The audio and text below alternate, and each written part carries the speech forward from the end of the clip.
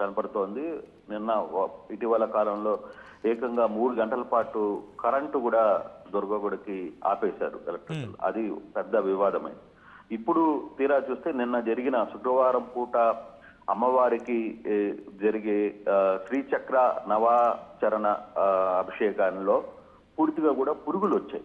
అంటే అసలుకి అమ్మవారికి జరుగుతున్న అభిషేకంలో క్షీరాభిక్ష అభిషేకంలో అసలుకి ఎలా పురుగులు వచ్చాయి, ఏం జరుగుతుంది అనేది అర్థం కాలేదు. దాదాపుగా అరగంట సేపు అర్చన కూడా ఆగిపోయిన పరిస్థితి.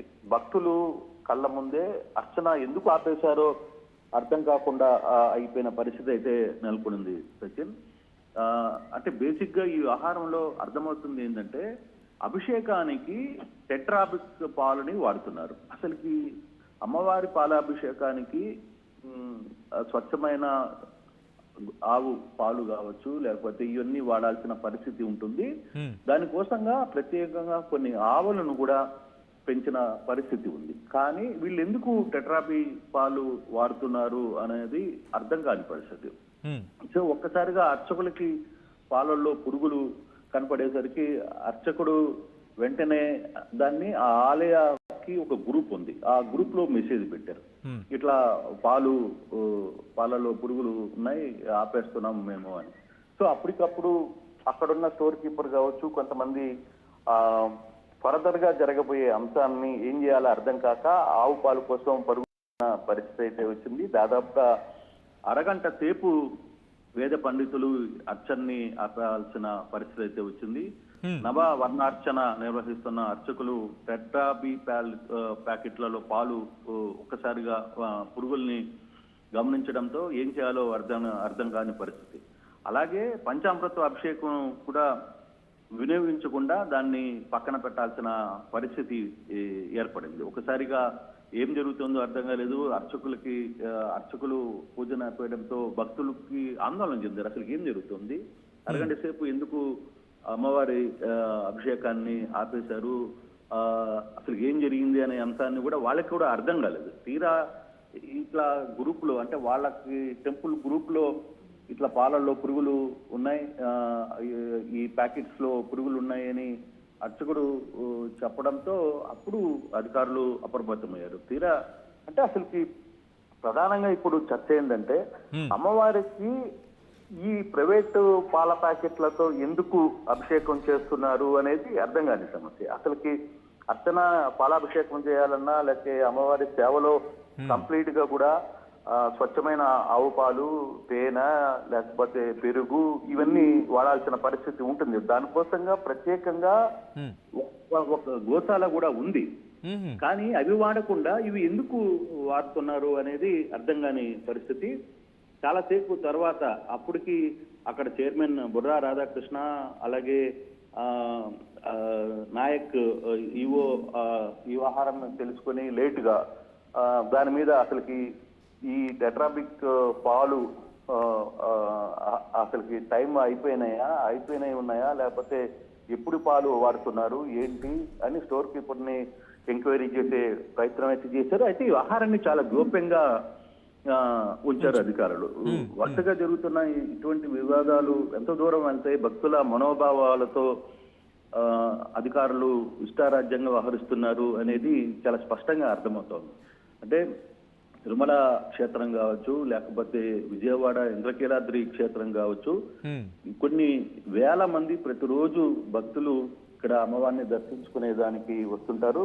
దానికి ఒక కమిటీ ఉంది, ఒక పెద్ద స్థాయిలో వ్యవస్థ ఉంది, కొన్ని కోట్ల రూపాయలు ఆదాయం ఉంది.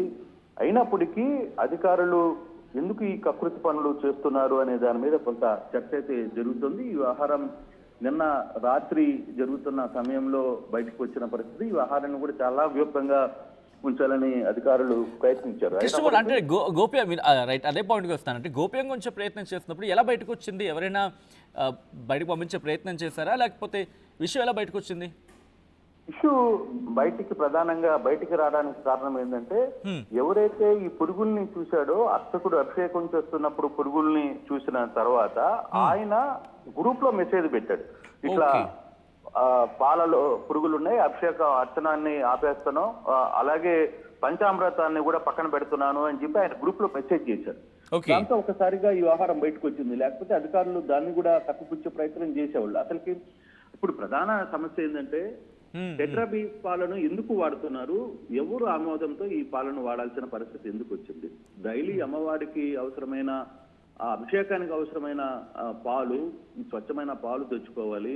గోశాల ఉంది, తర్వాత అక్కడ నుంచి పాలు తీసుకోవాల్సిన పరిస్థితి ఉంది. మరోవైపు అభిషేకం తయారు చేసిన, అమ్మవారికి పెట్టే ప్రసాదాలు తయారు చేసిన వాటిని ఎంతో శ్రద్ధతో చేయాల్సిన పరిస్థితి ఉంటే కనీసం ఈవో ఇప్పటి వరకు కూడా దాన్ని స్పందించకపోవడం, చైర్మన్ స్పందించకపోవడం, ఈ ఆహారాన్ని సరిగ్గా చూసుకోలేకపోవడం వీళ్ళ అలసత్వానికి చాలా నిదర్శనం. చాలా చాలా ఇంపాక్ట్ కలిగజేసే అంశం. కానీ ఈ ఆహారం మీద ప్రభుత్వం ఎలా రియాక్ట్ అవుతుందో చూడాలి. కానీ ఇంత నిర్లక్ష్యంగా వ్యవహరిస్తున్నారా అక్కడ పాలకులు, అధికారులు? కరెక్ట్. మీరు అంటుంటే నాకు ఇక్కడ పాయింట్ గుర్తొస్తుంది. మీరు అన్నట్టుగా మన కరెంటు లేదు, ఈ రోజేమో అమ్మవారికి చేసే అభిషేకంలో పురుగులు వచ్చాయి.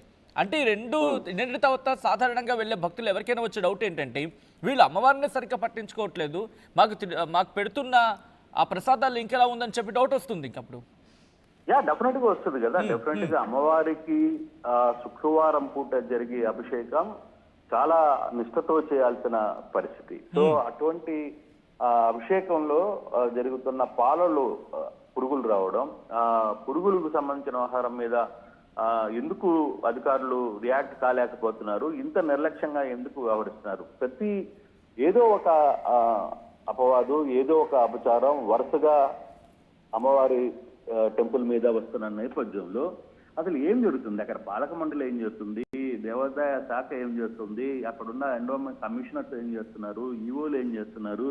అసలుకి ఇంద్రకీలాద్రి మీద ఉన్న అమ్మవారిని పట్టించుకోకపోతే ఇక అక్కడ ఉన్న భక్తులు ఎటువంటి పరిస్థితులు ఉంటాయి?